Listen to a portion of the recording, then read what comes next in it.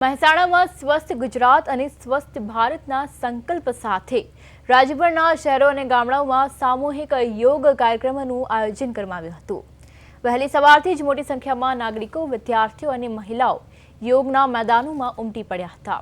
રાજ્યભરમાં યોજાયેલા કાર્યક્રમોમાં કેબિનેટ મંત્રી ઋષિકેશ પટેલ, જિલ્લા પ્રમુખ ગિરીશ રાજગોર, કલેક્ટર એસ.કે. પ્રજાપતિ અને પોલીસ વડા હિમાંશુ સોલંકી સહિતના ઉચ્ચ અધિકારીઓ અને જનપ્રતિનિધિઓએ ખાસ ઉપસ્થિત રહીને નાગરિકો સાથે યોગાભ્યાસ કર્યો હતો।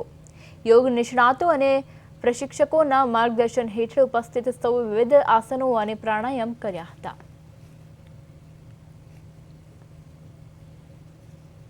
આ વિશ્વ યોગ દિવસ અને ભારતની સંસ્કૃતિને સમગ્ર વિશ્વમાં ઉજાગર કરતું આદરણીય પ્રધાનમંત્રી મોદી સાહેબની આ પહેલ અને વાત વિશ્વએ વધાવી છે।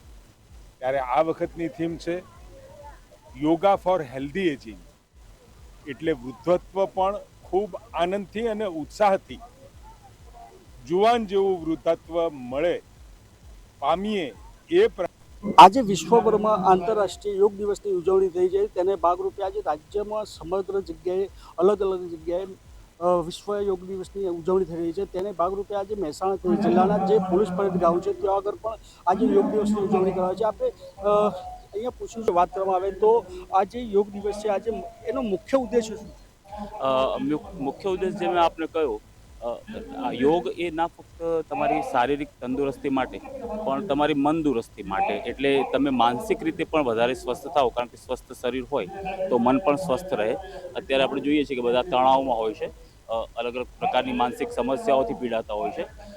મનને પણ યોગા અભ્યાસ પ્રફુલ્લિત રાખે છે।